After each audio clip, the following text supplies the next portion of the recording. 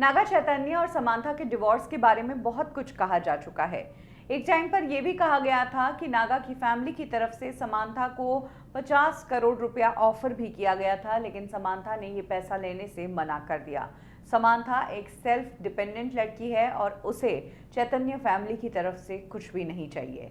ऐसे में अब रिपोर्ट आई है कि डिवोर्स के बाद, यानी कि नागा से सेपरेट होने के बाद, समांथा ने सबसे पहले उनके पास एक खास चीज थी नागा चैतन्य की, वो लौटाई।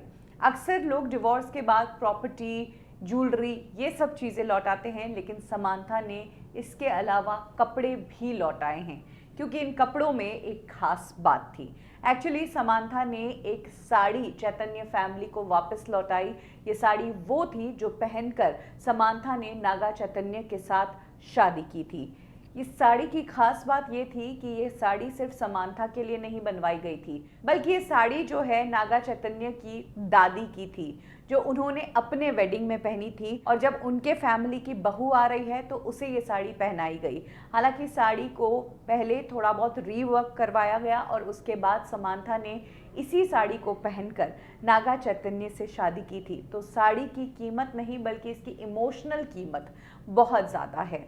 लेकिन जब समांथा का नागा से रिश्ता टूटा, दोनों ने डिवोर्स लिया, दोनों अलग हुए, तब समांथा ने इस साड़ी को भी नागा चैतन्य की फैमिली को लौटा दिया, क्योंकि जब वो नागा चैतन्य फैमिली का हिस्सा ही नहीं है तो फिर उनकी दादी की वो बेशकीमती साड़ी रखकर भी वो क्या करती। इसीलिए समांथा ने अपने कॉमन फ्रेंड के जरिए वो साड़ी नागा चैतन्य तक वापस भिजवा दी। समांथा ने जिस तरीके से नागा चैतन्य से सेपरेशन किया है और जैसे इंस्टा से उनका नाम हटाया, बिल्कुल फैमिली से कट ऑफ हो गई, उस चीज़ को देखकर लगता है कि समांथा को बहुत हर्ट हुआ है और इस रिश्ते से निकलने के लिए उन्हें अपने आप को बहुत मजबूत बनाना पड़ा है।